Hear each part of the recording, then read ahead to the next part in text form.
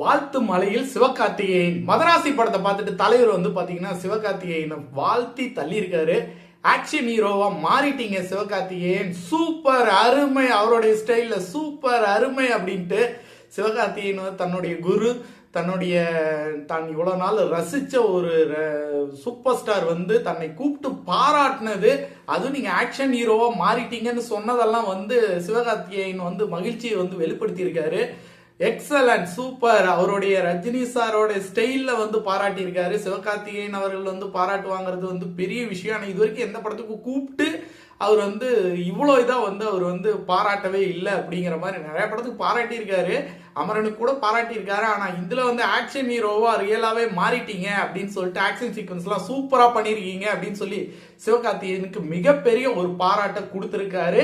அதோட சேர்ந்து ஒரு சில அறிவுரைகளையும் தலைவர் வந்து எப்பவுமே அவருடைய ஸ்டைல்ல கொடுக்குற ஸ்டைல்ல வந்து கொடுத்திருக்காரு. ஆல்ரெடி வந்து பாத்தீங்கன்னா கூலிக்கும் நெகட்டிவ் ரிவ்யூ எல்லாமே பரவுச்சு. அதே மாதிரி பாத்தீங்கன்னா இந்த மதராசிக்கும் நெகட்டிவ் ரிவ்யூஸ் தொடர்ந்து இருந்துட்டு இருந்துச்சு. மதராசியும் நல்லபடியா போயிட்டு இருக்கு.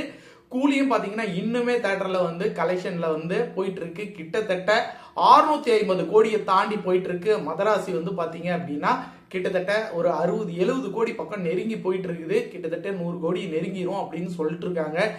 இந்த கூலி 660 கோடியை தாண்டி போயிட்டு இருக்கு. ஜெயிலர் ரெக்கார்டை தாண்டிருச்சு. ஆனா இது வரைக்கும் முறையான அறிவிப்பு சன் டிவில இருந்து வந்தா மட்டும்தான் அது முறையான அறிவிப்பா இருக்கும். சன் பிக்சர்ல இருந்து இது வரைக்கும் எந்த விதமான தகவலும் இல்லை. சைலண்டா லோகேஷ் வந்து பாத்தீங்க அப்படின்னா அவருடைய படத்துல ஹீரோவா நடிக்கிறதுக்காக போயிட்டாரு.